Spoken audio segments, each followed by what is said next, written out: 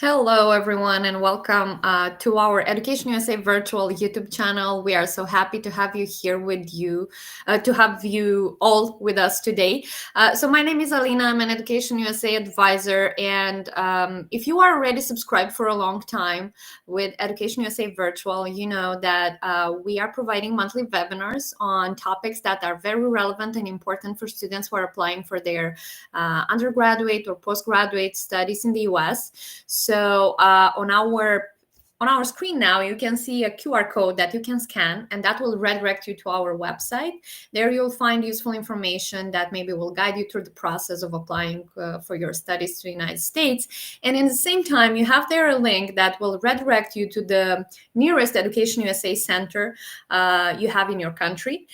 So we recommend you to refer to your Education USA advisor in case if you are thinking to apply for your studies in the United States, or if you are still, thinking about this idea, or you are researching this process. And because I touched the thing about the Education USA advisors in the region, I've already said if you have been at our previous webinar that September and October are going to be dedicated to topics about undergraduate students and graduate students, and we have invited our regional advisors. And my colleague Nilufar is one of such colleagues that we have in the region, and she's from Tajikistan. And she has prepared an interesting presentation for those undergraduate students that are thinking on how to choose their best fit, or what they need to consider when doing that. So you guys, if you have questions, please submit them in the chat. We will give time to Nilufar to present, and then we'll move to the Q&A session, because that's the part you enjoy most. So stay tuned, be active, and I will give the floor to Nilufar so she can introduce herself and tell how awesome she is and how the students from Tajikistan enjoy working with her. Thank you so much, Alina. Hi, everybody watching us. Hello from Tajikistan, Dushanbe. Um, and thank you so much for the great introduction, Alina. I'll directly go to tell a little bit about myself, about my background and experience. I myself am originally from Tajikistan.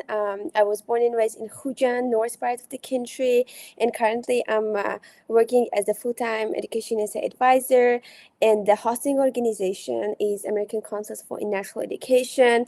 I'm the only advisor in the country. So if you are from different parts of Central Asia, you know that Kazakhstan has 3 or 4 advisors, so like it's very different. And the hosting organizations are also very different. So a little bit about my education. I have earned my bachelor's degree in international and comparative politics from the American University of Central Asia, which is the very first American university in Central Asia, located in Kyrgyzstan. Then right after that, I graduated in 2023. And I did my master's in 2024 in international relations and global studies, which is very similar to international and comparative politics, in Central European University in Vienna, Austria, and Bard College in New York City.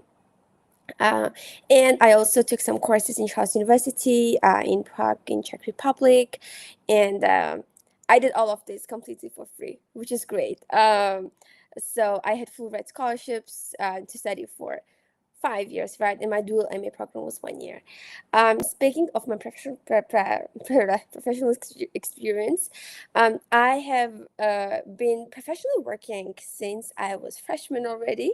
I've been a writing tutor and mentoring different students as part of academic advising office in different universities that I listed about. And I've been also experienced in writing different grants, managing different projects within American consuls in Bishkek, Kyrgyzstan, and helping with logistics for different offices that do fundraising, events, career fairs, and all of that. And I did like so many different fields, not only politics related, because like international politics is like so broad, so you can do so many different things, which I love about it. So if you have like any questions regarding any of these universities, please like leave them in the chat, and I will address it by the end of the webinar. I just feel like my my face is lagging. I hope it's not distracting. So today we will be talking about researching universities and finding the best fit. So good news is that you have more than 4,000 options to choose from, right? For some students that I work with, they're like, "Oh my gosh, like it's so hard to choose when you have like so many options." But it's like going to a restaurant and having so many options on the menu, and you're like, "Okay, like I'm craving so many different things. What do I pick? What do I order?" So like we can apply the same. Concept here while choosing the universities, and I'll talk more about definitely like how to choose them, what kind of criteria you should set for yourself, and what kind of platforms you should use and different ones. But believe it or not, it will take a lot of time. You may think that, oh, I can just like sit and spend 4 or 5 hours maximum, let's say, in a week, and then make my college list and just decide that I'm going to apply to these universities. But you should really start doing it at least 12, 18 months prior applying, because it's not only about finding these universities, but it's also doing your deeper research to really understand whether these universities are a good fit for you. And definitely you should learn about more opportunities that these colleges offer, because they vary, that super different, even when it comes to admissions, right? Like the documents that you send and the test requirements and deadlines. Defining priorities is super important. um, so you should really ask yourself what kind of qualities you would like your future university, I mean, to see, right? And what are your own priorities? So we also call them values. What is your value, your personal value, and what is that university's value? If you're someone that loves diversity, right? So you like cultural exchange, meeting different people from different parts of the world. So you definitely want to go to a university that has a big pool of international students from different parts of the world. So your value versus value of the university, and they match, right? And most of the students that I work with do not really consider uh, these things. They just like want to just go abroad, which is not entirely wrong, but you should see it as choosing a home for the next 4 years. I always say that it's not a short term program. It's a higher education institution. It's serious, and you're spending 4 years of your life. And imagine, I mean, definitely you can transfer if you don't like it at the end of the day, but you should be really careful while making decisions, right? At the very beginning of your of this stage of applying, so you don't like stress out about transferring later, or then I don't know, going through lots of stress. But definitely you're gonna have expectations versus reality. I had that. I've been there. So you should really ask yourself what type of school that you're looking for. So what do we mean here? When you look for universities, definitely you want to find out whether these universities offer a full financial aid, right? That's like a very first thing that students want to. But you also need to see, besides that, the size of the school, right? Whether you want a big college or a small college, a type of school. If you want to go to private, then it's going to be relatively expensive than the public ones, right? Or if you have a special accommodation, if you have some disabilities, let's say, then you should find a university that accommodates you and meets your special needs. I definitely know that you all want to go to top university, and ranking is everything for you, right? But today we're also talking about that it's not like the first priority. Definitely majors. Um, Most of the universities definitely have like popular majors like economics, like business, right, psychology, but it depends. So you should really also look for your major, and to what extent is that major is popular in that university, right? Let's say you're applying to the top major of top university, right? Then that's super competitive, and you should be like super hard working on your application and work a lot. Definitely housing. Most of the universities in the US, as you may know, they do offer on campus, dormitories, right? Which is great. Living in the campus and being close to your campus, it's a great opportunity. Some of them, they can give you an option to go and rent an apartment, so you can definitely check whether you're gonna have a dormitory, where is it located, right? Admissions, also very important. If you want to take IELTS, some universities may not take IELTS or Duolingo, so we're going to talk about all of these test requirements as well. Definitely location. US is a big country, right? You have 50 states to choose from. Definitely we all want to go to California because it's hot, it's beautiful, but it's super expensive, as we know as well, right? So these are the things that you should see. And sports and activities, definitely. If you're really passionate about doing sports and you've been doing it for so long, you definitely want to go to a university that has that. But I mean, good news is that it's the US. It's part of the culture. Most of the universities, I think like more than 90% of them, when you apply, they do have like sports and clubs and the different teams that they compete with. But definitely some are stronger. Oh, it says my connection is lost. I hope you can hear me well now. So, like for example, some of the colleges can be super good on basketball, while others for soccer. So you should definitely see. From this perspective as well. Um, then, um, types of colleges. If you guys are from Central Asia, you may know that the understanding of college is completely different in the United States than in our region, right? I mean, I can speak for my country, Tajikistan, because, for example, in Tajikistan, students can go to college here after completing the ninth grade, and they want to do so as well while applying to the United States, but unfortunately, it's not possible. They only will, admit students who graduated from 11th grade. So that you have to have your high school diploma by the time of application. And we all know that most of the colleges are 2-year colleges, but in the United States, you can also complete 2 years and get an associate degree, right? And you can definitely do 2 more years, and that will be your bachelor's degree. For it's like most of the majors that you're gonna like apply for, they're 4 years, but if it's law, if it's medicine, then definitely it's gonna be longer, because you're gonna take like pre-med first, and then dive into then and study for 4 years, and then doing, let's say, another 2 years, and then another 2 years. For law, it also can be the same or different. So it's quite different, right? But it is 4 years, 4 full years. And there is usually no foundation year, because that's very European system again. And this is also something that you should understand, that in the United States, you do 4 full year of college with no foundation year. Um, but they have like definitely English courses, but that's not foundation year, because foundation year you take some pre courses before taking actual courses, and these are like real university courses. Well, English courses that some of the universities offer, that's to improve your English and to be prepared more to the to the courses that are uh, like more advanced. Definitely large and small.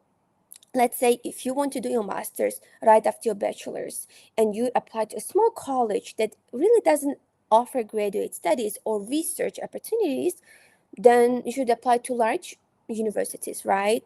um, and definitely regarding the campus, for example, my campus was like, I thought it's so big. I mean, compared to like what we have in Tajikistan, like it was so beautiful and so big, but apparently that's considered super small, and we had like a body of 1,200 or 1,000 something students only. For me, that was like more comparing to Tajikistan. But when I went when I went to the United States, and I saw these huge campuses, and I was like, wait, like that's so huge. And they have, so Bard College, which I did my master's, so their main campus is in Annandale, upstate New York, and they have a museum there. A campus has a museum, and I was like, that was something new to me. I'm like, what? I always thought that campus is like, I don't know, it's just a campus. It's just like a building with like lots of classrooms and stuff. I didn't know that the university can like have a museum. So that was like a very surprising to see. Definitely like research bodies, and then like so many, I don't know, like different offices. So the largest university, and then the bigger these opportunities also are. So this is also something that you may want to uh, take into consideration. I don't know whether this is relevant. I never. Oh no, I'm lying. I had one case, one student that applied without financial aid, so he didn't really care about financial aid. He didn't even try to like fill out CSS profile or submit anything because he was like financially ready to pay. It was like one case last year. I mean, he got in, he's in the United States right now. But I mean, in like 99% of cases, 99.9, I mean, students usually choose those, universities that offer generous financial aid. I mean, in our case, in Tajikistan, since the tuition is like 15 times, sometimes 20 times more than what people earn here, and usually pay for university. So these numbers are like very scary. So university, I mean, students usually apply to those that offer very generous financial aid. And definitely, when you choose a state, you should also take that into consideration. I know that, for example, Florida is like known for its very affordable colleges, right? While California is like, definitely they have financial aid, but it's, again, even if you get a full tuition, then it's like super expensive to cover your cost of living and living, personal expenses, and all of that. So you should definitely look into that as well. Definitely, urban and rural. Some of the colleges are outside of the city. Some of them are in the city. So that's really of your preference, right? And what you really prefer. For example, in my case, I could never like live in rural area and definitely spend 4 years. I love nature, but like being always surrounded by nature, I don't think that that would be like my preference. So when I was applying, that was like something like super important to take into account. Admissions requirements, definitely, let's say if you're not taking SAT because it's like super hard, or like for whatever reason, or because it's not available, then you may want to apply to only those universities that are SAT optional. So as you know, this year most of the universities went SAT required. Most of my students were very sad. I mean, most of them are taking it this year. Right, so this is also something that you should take into account, or to choose, like choosing between TOEFL or IELTS. Like, this is a very common misconception that people say, okay, IELTS is easier than TOEFL, or vice versa. There is no such thing. It's just two different formats of tests. Definitely IELTS reading is relatively a little bit easier to comprehend and understand, while in TOEFL it's like super academic, but the rest is it's just two different formats. Duolingo definitely is super popular. It's cheap. You can take it from home, but most of the universities, even Harvard, accepts Duolingo. Most of the Ivies do accept Duolingo, and they're improving, which is great, right? From the very first version that they had in the past. So you should also be mindful of, okay, if I take Duolingo, do all universities that I'm applying accept it, right? Submitting application fee. Bad news is that most of the universities want you to pay to review your applications, and can be like $25 or $95. So you should definitely see that as well. What you can do is you can just email them and say, hey, do you have application fee waiver? I mean, in Common App, you definitely request that, but it takes quite some time like for them to get back to you. So you can definitely reach out to your universities directly and say, hey, like, can you please waive this application fee, and just be quick, right? Essays. Okay, essays are important.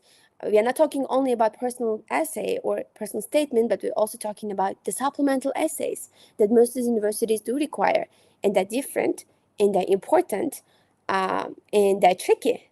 It may sound super easy for you. For example, why Harvard, or why Stanford, or why software engineering, or why economics?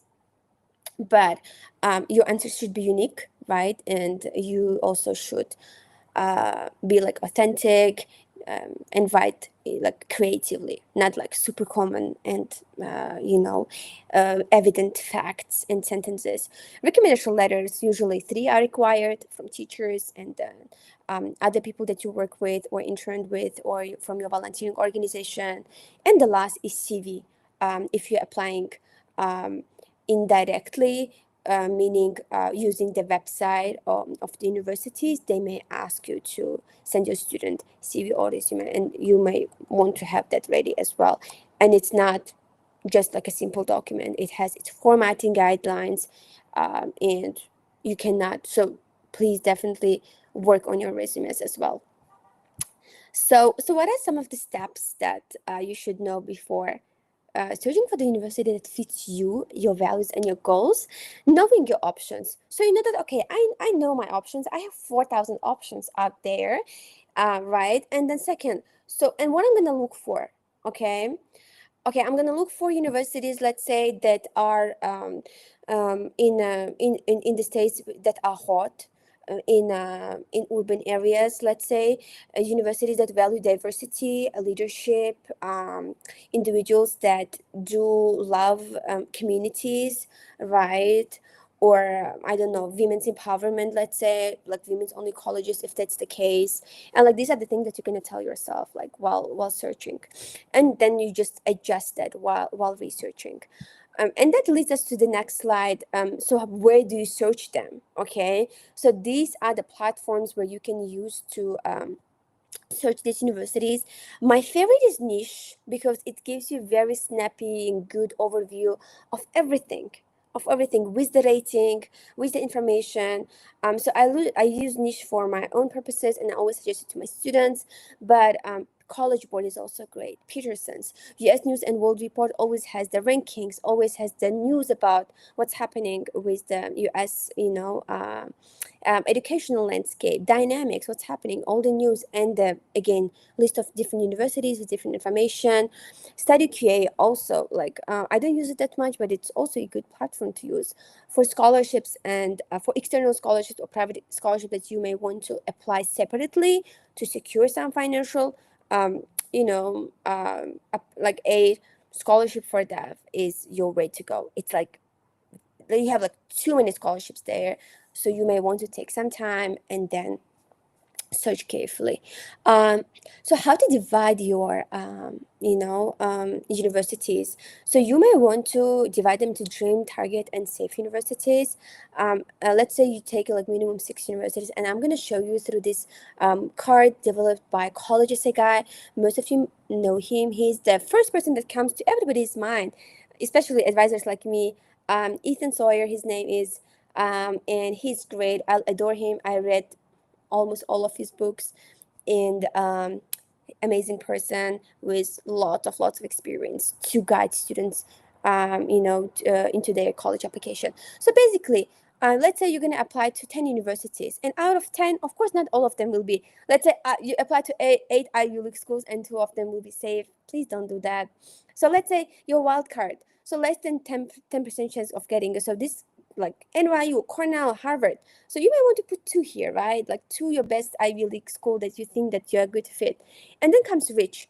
So Rich is usually like over 10 percent. So it's like 15, 20, 25%. So this is your, so you have low chance of acceptance based on your profiling. Still competitive. Then maybe it's like, it's tough to say, like it's 50-50, right? So, and you have like here the examples of the universities. So it's usually 35-40% acceptance rate. Just so you know, let's say the university has 35% acceptance rate, but this also entails the local students, like US native students. So let's say out of this 35%, um, 25% is acceptance rate for international students. So you should see that rate. And after that, you go to the major. Okay, how many students are admitted to economics department, in the same university? You chose computer science and it's in top 5. And let's say out of 10,000 people that applied, only 800 get accepted. Okay, you have already lower chance. So these are the calculations that you should make in your head. or like in your document whenever you want to do before adding them into this list. And then this are your safe option. I always encourage everyone to have more safe option, just because you want to be on the safe side, right? So make sure to add at least 5 universities that you think that you'll definitely get in, and you have a very good shot here. And I also added this chart that I created myself. It's super like great, so definitely you're gonna have that one. And here, when you put the universities, you're gonna put the name of the state, the application deadline, financial aid deadline, or are you applying through Common App? Are you applying indirectly? What are the requirements for different tests? You put the links, and if it's pending, you put pending. If it's sent, if it's you put send. So you keep a track of everything until the very like the last stage here. And I think it's like super cool to like keep you super organized. And you may want to have 15, 25 colleges here, and then narrow it down to let's say 8, maximum 10. I always say the less is more, but my students don't listen to me. For them, the more is more. Like they always apply to more than 20, no matter what I say. Okay, very like last things. These are the questions that I love, love, love. And that's why it's all here. So again, I already talked about uh, the value, the priorities, the goals that you should set for yourself before choosing. So I'm not going to repeat some of the questions, but again, so the very first question you should ask yourself, that's why it's here. It's like in the very first part. Why do you want to go to college outside of your home country? Will receiving a degree abroad, such as in, I don't know, medicine or like engineering or computer science, be accepted in your home country if you plan to come back, right? And what are your options if you stay in your hometown or your country? This is a very important thing to do. I do personally think that studying abroad is not for everyone. I don't want to sound negative.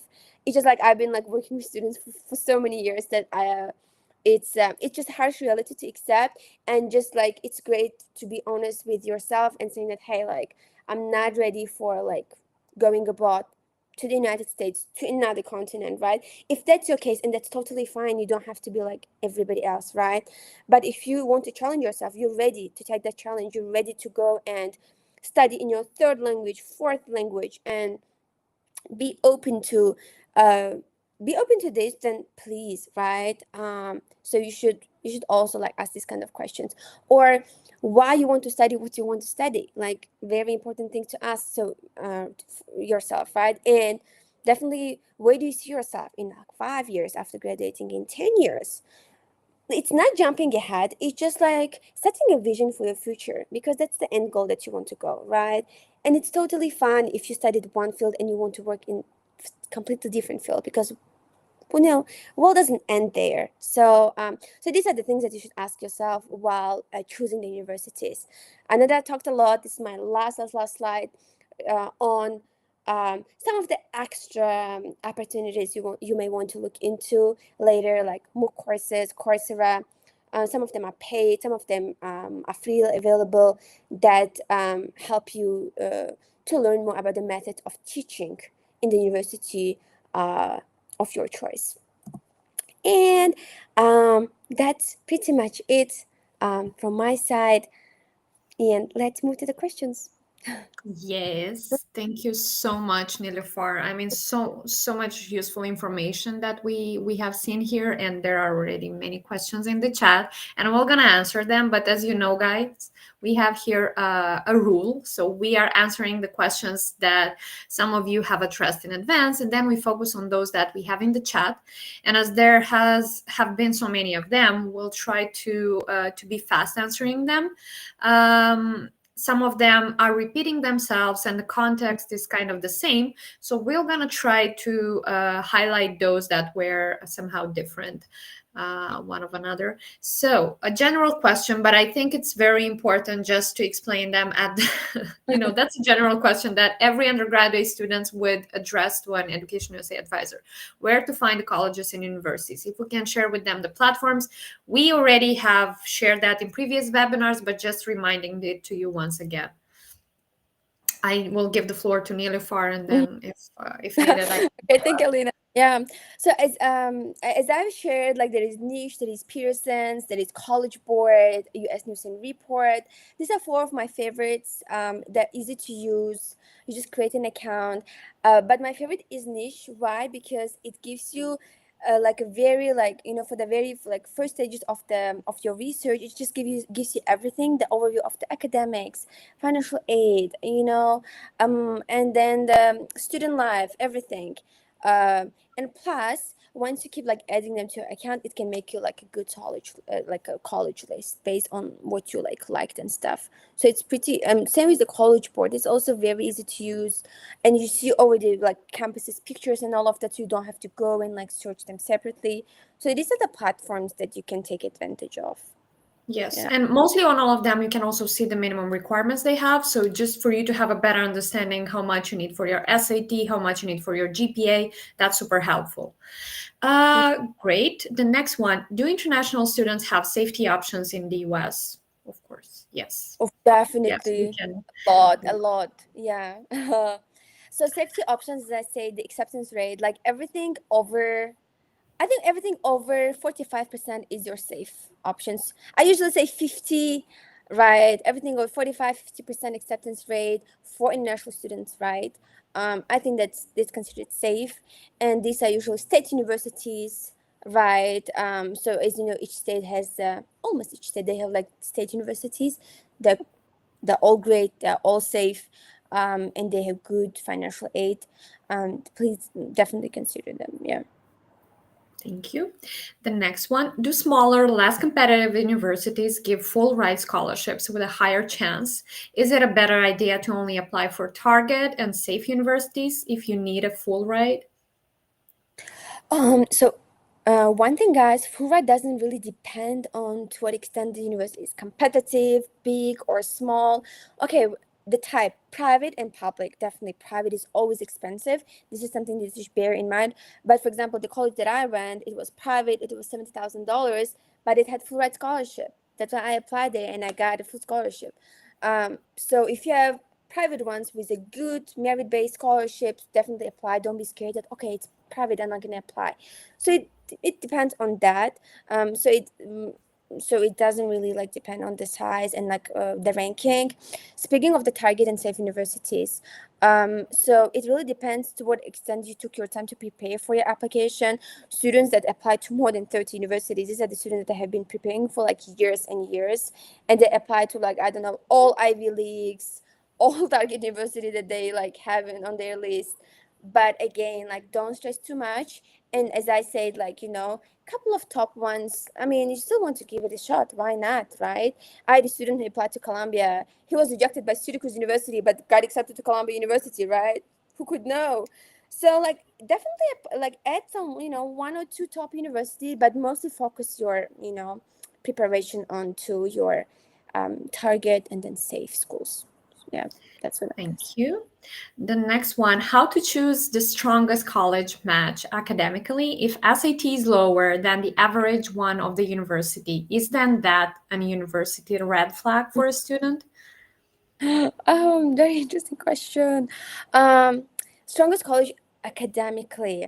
So these platforms that I shared, they give you the ranking of the academics because these are the so research institutions. For example, I know that NACAC, they do research of what kind of professors do these universities have, what kind of I don't know, are these practitioners, are these professors, do they have PhD or do they have masters? So based on that, they just like give the overview. They say like A plus, B minus in academics, or they say C or B. That means that these are academically stronger or like lower based on these rankings that you're gonna see in these platforms. That's one.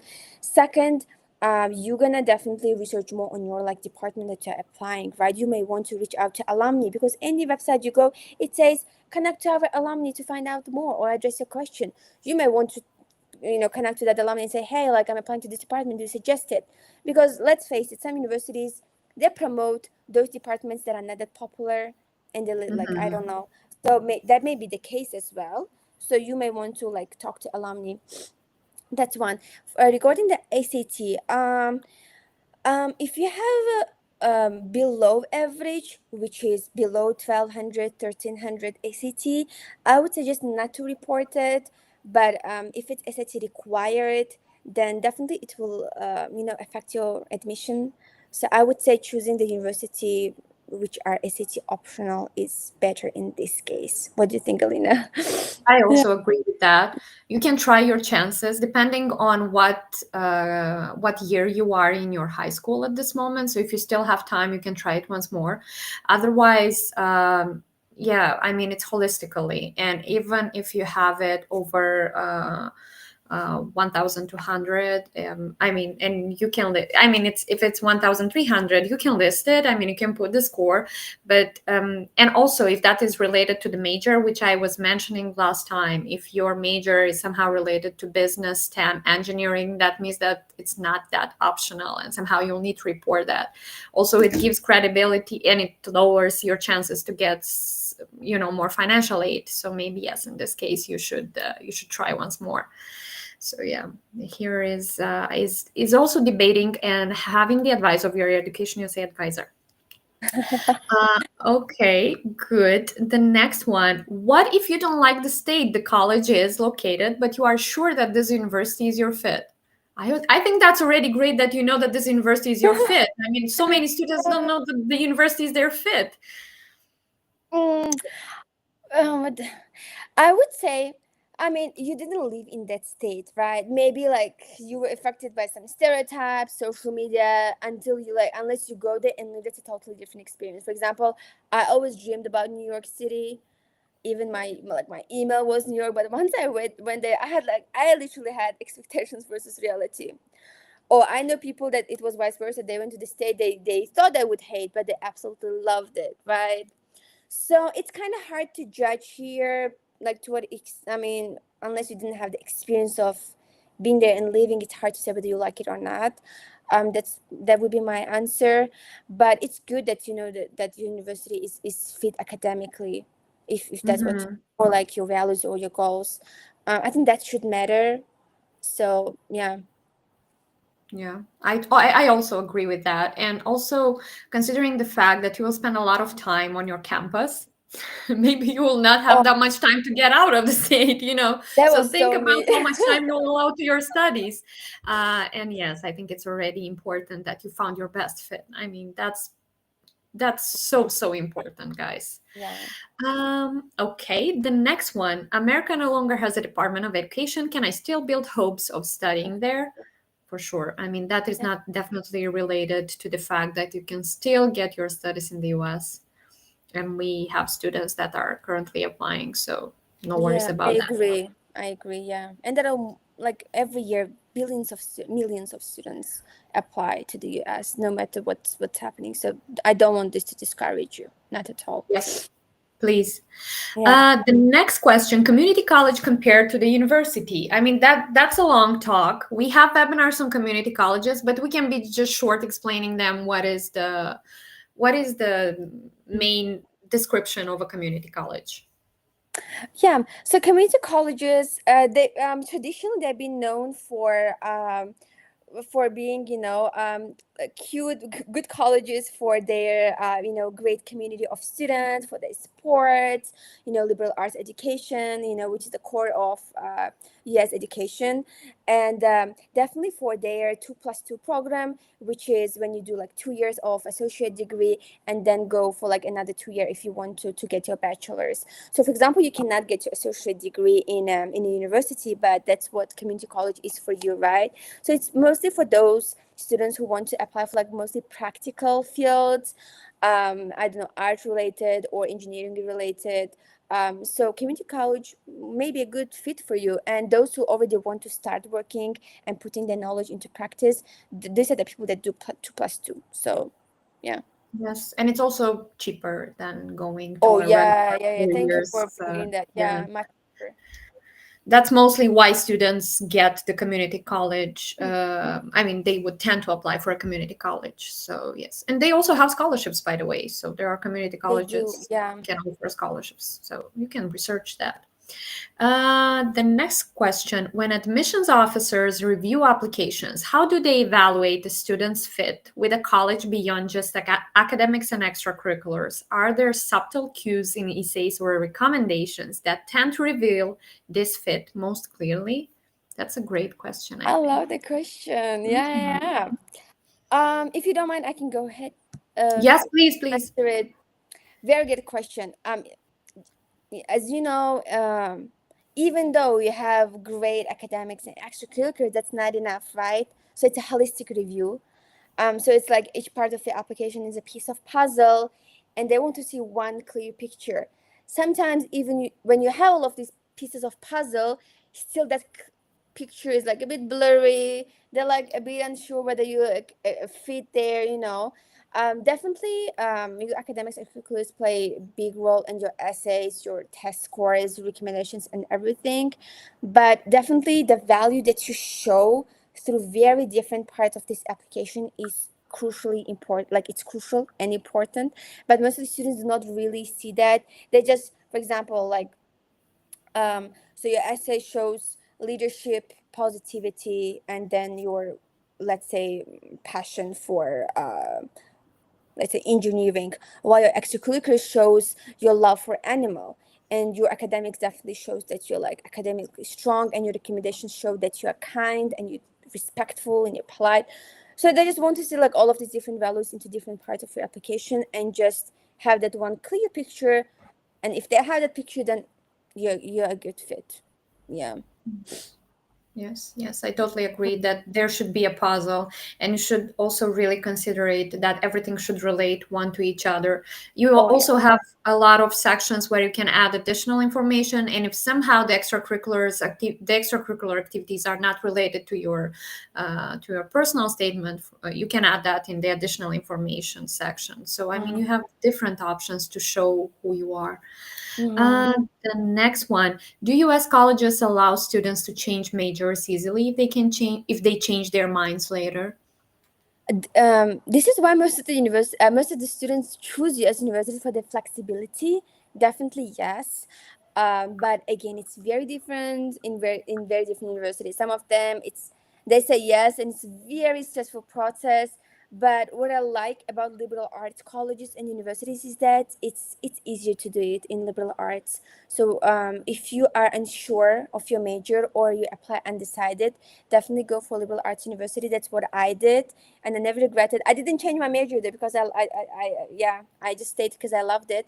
But my friends who like changed it, it was like easier for them, because it's liberal arts. You study humanities, social science, philosophy, everything. So you won't like waste your credits. So it will just go towards your electives. So yeah. Yes. And it's not mandatory to somehow choose, if you go for a liberal arts, your major and your minor. So somehow you can also choose that in the first 2 years. And I think that's also very helpful and very, very democratic with Yeah. everyone who would think about that option later. Okay, we move to the questions that we have in the chat because we also have a lot of them there. So, first of the question, and I know we've got that at the last webinar. Maybe you can give us some information. I know the information that we got from the Open Doors report, so I can give a number there. But the person is asking if there are any statistics about how many Tajik students are studying in the top universities. Woohoo! That's a good question. Unfortunately, I mean, I don't have access to the statistics. There is no such statistic, Mm. neither by Education State Tajikistan nor by IIE or Open Doors report. But it's I can count them. Like it's like I'm sure it's not more than 10. If you mean like top is like Ivy, like it's like from those that I know in my database, it's more like 10. Yeah, but definitely there are more. Definitely. So I cannot give you like exact number because again we don't collect this data. What I have from the Open Doors report for the academic year of 2023-2024, but that's a general number, not Yeah. the number split by undergrads and grads. We have 198 students, Tajikistan students that are studying in the US, and there has been registered an increase of 16% for that. You can access this information on open data, on Mm. open doors report. I can share that with you in the chat later, if you would just want to see, because maybe there you will also find the information on the majors that they are studying on or the programs. So yeah, that might maybe be helpful, but nowhere is going to be listed how many students specifically are studying at a top university. And by the way, for everyone is different what a top university means. So maybe Yeah. for someone, top is Princeton. Maybe for someone else is a safe university, or I don't know, or a target university. So yeah, Yeah. there is a different interpretation. The next question: what type of extracurricular activities did you have to get accepted to your university? Um, oh, that was specific. I had a lot. Oh my gosh, I had so many different. So I really wanted to show because I was applying for liberal arts, and you should be versatile, right? And that was my extracurricular activities. I was doing volunteering in like shelter, and at the same time at like environmental type of organization. And the third one was like human rights related. So like these are like super different fields, right? And then I had my own project which was related to politics and again gender like inequality in Tajikistan. So again, very different ones. But because that was my goal to show that oh, like I'm interested in like so many different uh, topics, fields. Definitely, like I had my passion project on a state of affairs. So that was like a project on raising awareness of like different um like social issues in Tajikistan, environmental issues, talking about newspapers, politics, readings and all of that. 4 years, so that was mine.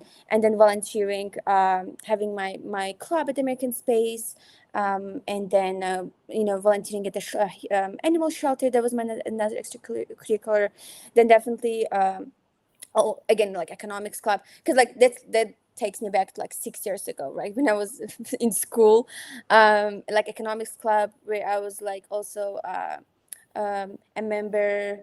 And then like I had most of the like membership into like cool programs of the US embassy, like tech innovation program, tech girls and tech girls in STEM and all of that, even STEM. Even I was like, so it was like super super different things that I was doing back then when I was applying. But for masters, it's different. For masters, it better be a bit more serious. It better be like professional internships within a cool Mhm. organization. That's a different topic. So Yes, it's more about research because you don't really have time for extracurricular activities there. So it's more about mm, your professional part. yeah. Okay, the next question also from the same person. How do I know if a college will actually give me research or internship opportunities as an undergrad and not just to grad students? You should ask the university, I Oh, guess. yeah. So they will not give it to you. It's there. You'll apply. So definitely it's not gonna happen until you like junior. I'm gonna say this because the first 2 years you're just learning how to research. It's not like sitting and searching the Google guys and then like writing research. It's serious, right? So you may want to like study yourself, and then for 2 years when you're sophomore, and then when you're junior, when you're in your third year, this is the time. I mean, you will already know the professors, and most of them are working on their research already, so they can involve you and say, hey, like, do you want to help me in this research? I had this professor, he had his um, um, topic, his dissertation, PhD dissertation on China, and I was interested in China. So he offered me that, hey, like, do you want to help me in this and researching this? Because I was taking all Chinese politics courses of him. So that may be like one of the cases that may happen to you, but it's there. You apply, and definitely it's super competitive. They take like 1 2 students only that have good writing and researching skills. Some of them are paid, which is great. Some of them are unpaid. So you're gonna need to like really show yourself during the class, Mhm. have a good relationship with the professors once you're there, and then like take advantage of these opportunities. Yeah. Great. The next one, and we kind of discussed about that, how important is the flexibility of the curriculum, like double majors, switching majors in choosing a college. Uh, Nilüfer already pointed out that this is kind of mostly available specifically to liberal arts major, I mean, liberal arts colleges or universities. So if you want more details maybe on that, you can refer to your Education USA advisor and really really get their advice and their opinion on that, depending on the major that you're applying for. Yeah, just one point to add. Like, if Mhm. you're unsure that, oh, I'm not sure whether that, I mean, that major is really like something that I would love to study, then if you have that question already, then definitely apply to the curriculum, which is flexible. But if you have been like dreaming about becoming like an IT person from the very, I mean, you know that it's you, then you don't really want to care about the flexibility of the curriculum. So, I yeah. agree. The next question, can you apply to universities through common apps if you are from Tajikistan? Definitely, yeah, yeah, it's available. It has been always available, like since whatever, long time ago. It's updated, which is great. And has very great sections. But yeah, to answer the questions, you can apply. Just open an account. You don't even have to have a VPN, by the way, because that's an issue in the country. You always have to have VPN to open different platforms. For this one, no, it will just keep kicking you out. Please, don't be stressed. Don't be annoyed. Everybody goes through that, but you can.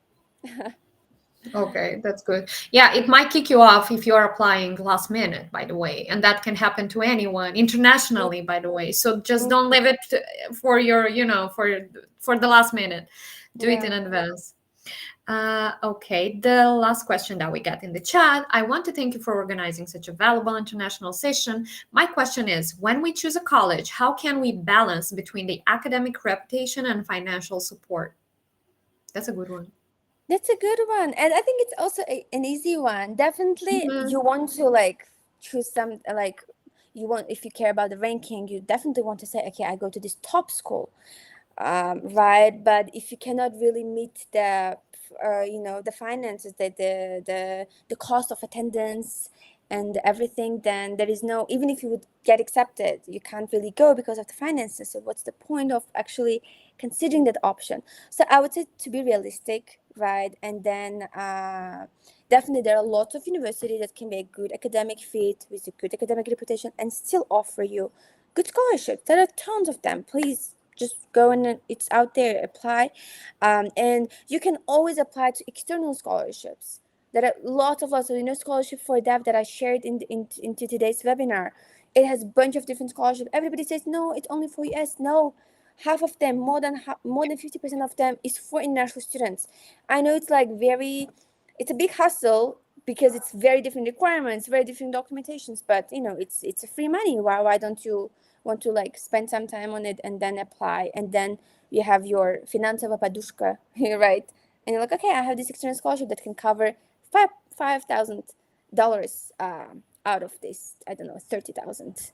Yes, So or yearly, that can be also renewable. Just writing an essay or something like that, it's not that difficult. So, yes, yeah. I agree. And I also want to add here that academic reputation does not equals rankings. So, please take into the fact a very important thing that ranking is not, it can be paid, it can be somehow, this is not always, this does not always mean that the institution, it has a very good academic reputation. So it doesn't mean that you will get that quality education that you are expecting. And there are a lot of professors that have moved from universities which are considered to be top to target ones or safe ones that we are always saying about. So Mm, yes, don't consider this fact, mm. and yes, don't get wrong about that. Okay, the other question, what is the most important criteria in the CV that can increase your chances of getting into top 50 colleges? Wow. That's very specific. Oh my, top 50 Yeah, colleges where in the US? I suppose Oh, yes.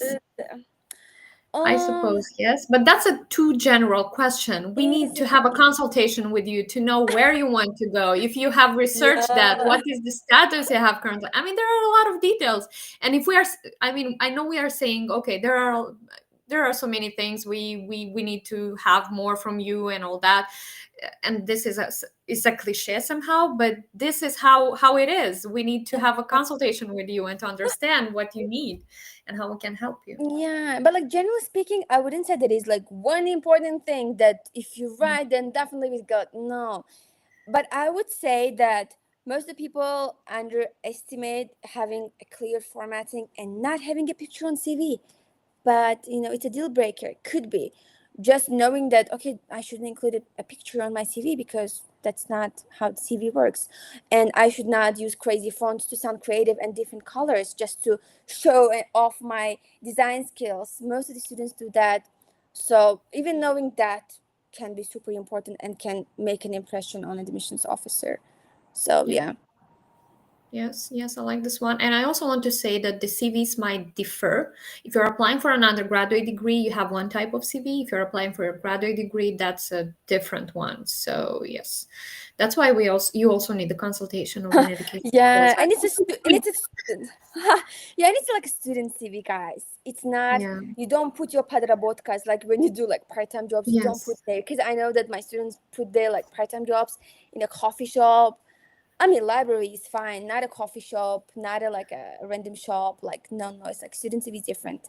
So it's like those things that you put in your college list, sorry, extracurriculars list, like 10. So it's basically you put not all of them, like the most of the like meaningful ones, impressive ones into your CV, and make sure it's only one page. If you exceed it, then some of the universities see it as a red flag. So I agree. I agree. yeah.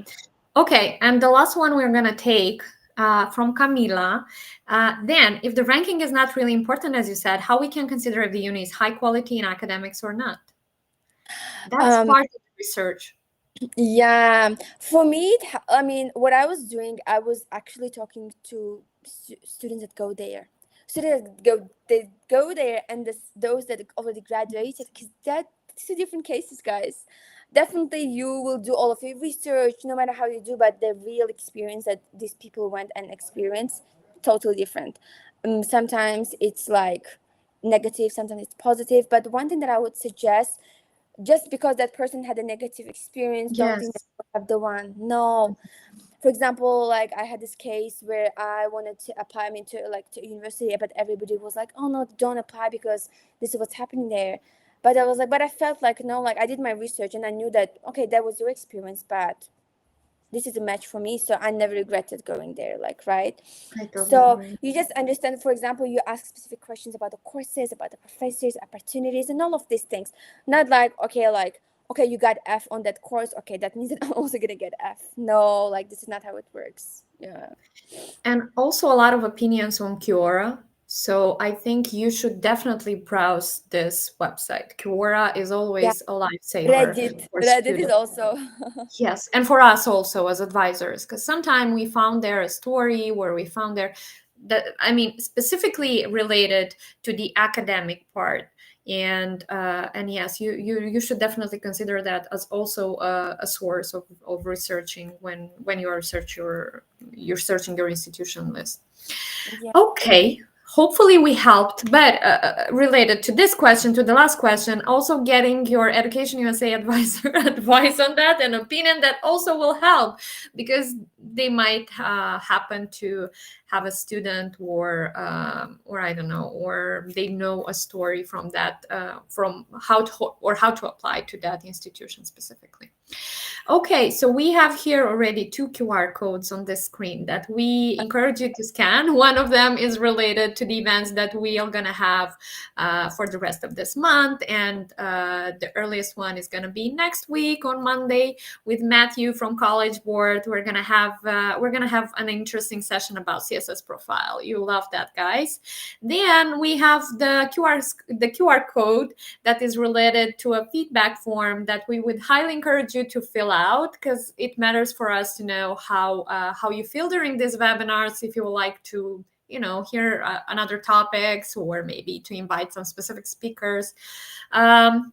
But today I want to thank Nilufar for doing such a great presentation and for showing us how great she is and how enthusiastic and so motivating she is to her students. Thank you so much, Nilufar. And yes, I hope we'll do more webinars like that. And if you like that, guys, please write that in the feedback form because we'll do more webinars with our advisors if you'll encourage us. Okay, other than that, I wish you all a great evening. Hope those who didn't have the time to watch us live will watch it in a recording because that will be available on our YouTube channel. And yes, if there is something else that we can assist you related to your application, please look for the nearest Education USA Center and look for your advisor. Okay, thanks everyone, and have a great day. Thanks. Yeah, thank you, Lena. Thank you, everyone, for joining. Thank you.